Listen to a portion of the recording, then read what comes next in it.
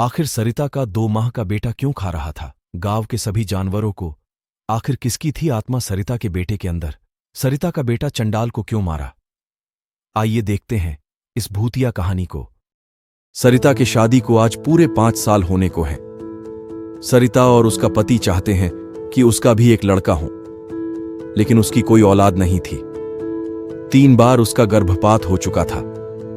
वह एक बच्चे को पाने के लिए व्याकुल रहती थी, लेकिन हर बार उसकी गोद भरने से पहले सूनी ही रह जाती थी। सरिता ने औलाद को पाने के लिए कई तरह के उपाय किए थे। इसके बावजूद उसके घर का आंगन बच्चों की किलकारियों के लिए सूना था।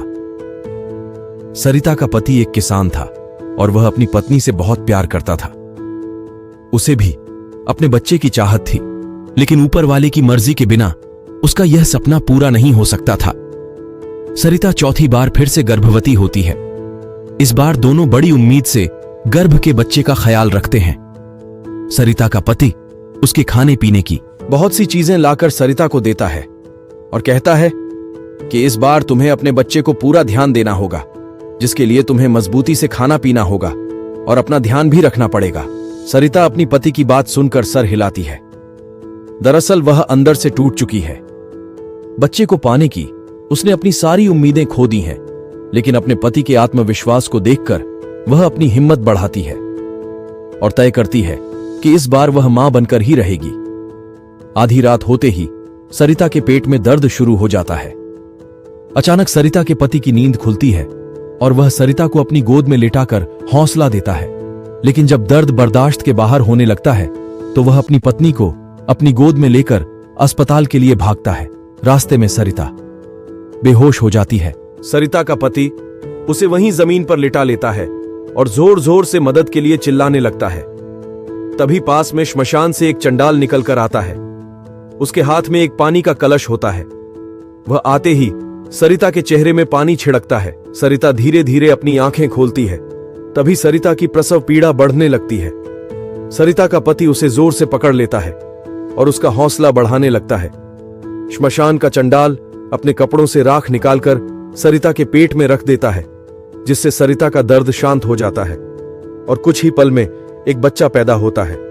लेकिन काफी देर तक जब बच्चे से कोई आवाज नहीं होती तो सरिता रोने लगती है, क्योंकि यह सरिता का चौथा बच्चा था जो पैदा होते ही उसे छोड़ गया। सरिता का पति बच्चे की मौत से दुखी हो जाता है, लेकिन वह अपनी पत्नी के सामने अपना दुख दिखने नहीं देता। तभी उसकी नजर चंडाल पर पड़ती है। चंडाल हाथ जोड़कर आंख बंद किए हुए कुछ बड़बड़ा रहा था। अचानक सरिता के बच्चे की आंख खुल जाती है और वह किलकारी मारकर रोने लगता है। बच्चे की किलकारी सुनते ही सरिता और उसके पति अपने बच्चे को गले से लगाकर चूमने लगते हैं। कई सालों बाद उन्हें संतान का सुख प्राप्त हुआ था। दोनों श्मशान के चंडाल को धन्यवाद देते हैं और उसके चरणों में गिरकर उसका धन्यवाद करते हैं। चंडाल बिना कुछ बोले श्मशान में वापस लौट जाता है। सरिता का पति अपनी पत्नी और बच्चे को साथ में लेकर घर वापस आ जाता है। दोनों अपने बच्चे के साथ बहुत खुश होते हैं। एक रात सरिता की आंख खुलती है तो वह देखती है कि उसका बच्चा बेड पर से उतरकर कमरे में पैदल चल रहा है, लेकिन वह तो अभी सिर्फ 2 महीनों का है। सरिता सोच में पड़ जाती है कि इतना छोटा बच्चा कैसे चल सकता है। वह अपने पति को जगाती है, लेकिन गहरी नींद में होने की वजह से वह नहीं उठता। सरिता डरते हुए अपने बच्चे को गोद में उठाकर बिस्तर पर लेटा लेती है, लेकिन वह मन ही मन सोचकर डर रही थी। सुबह होते ही वह अपने पति से रात की सारी बात बताती है। सरिता के पति को उसकी बात पर भरोसा नहीं होता। उसे लगता है सरिता ने कोई सपना देखा होगा। वह सरिता को समझाता है और अपने खेत में काम करने चला जाता है। अपने पति के जाते ही सरिता अपने बच्चे को पालने में लेटाकर घर के काम करने लगती है। घर के काम के बाद सरिता अपने बच्चे को दूध पिलाने के लिए उसके पास जाती है और वह डर जाती है जब अपने बच्चे को खून से सना हुआ बकरी के मुंडी के साथ खेलते देखती है। तभी पड़ोस की महिला सरिता के घर आती है और कहती है, मेरा बकरा नहीं मिल रहा है, क्या तुम्हारे घर में आया है? सरिता कुछ नहीं समझ पा रही थी। उसका दिल मानने को तैयार नहीं था कि इतने छोटे से बच्चे में इतना बड़ा बकरा खा लिया। वह अपनी पड़ोसन से झूठ कह देती है कि मैंने नहीं देखा है। शाम को जब सरिता का पति घर आता है तो सरिता बहुत घबराई होती है और कमरे के कोने में शांत बैठी होती है। वह आते ही सरिता से कहता है, क्या हुआ, तुम ऐसे क्यों बैठी हो? तभी वह अपने पति के पास आकर रोने लगती है और कहती है, यह कोई साधारण बच्चा नहीं है, क्योंकि आज इसने पूरा जिंदा बकरा ही खा लिया। सरिता का पति यह बात सुनते ही हक्का बक्का रह जाता है। वह जल्दी से उसी कब्रिस्तान की तरफ भागता है जहां यह बच्चा पैदा हुआ था।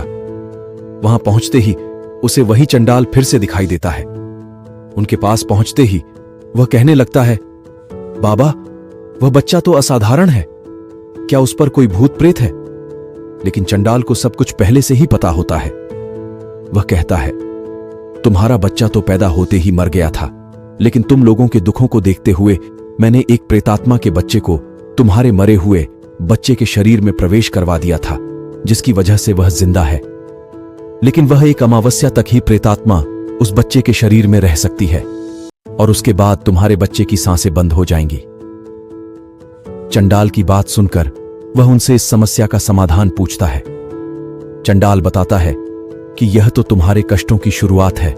अगर वह बच्चा तुम्हारे घर में रहा तो हर दिन तुम्हारे घर के सभी जानवरों ऐसे ही खाता रहेगा, क्योंकि यह भूत का बच्चा है।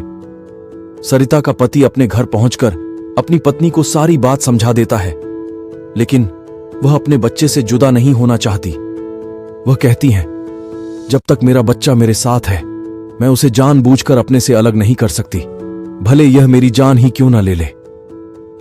सरिता के पति को अंदाजा था कि उन्होंने बहुत बड़ी आफत पाल ली है। वह मन में तय करता है कि जब सरिता सो जाएगी तो वह उसके बच्चे को उससे अलग कर देगा।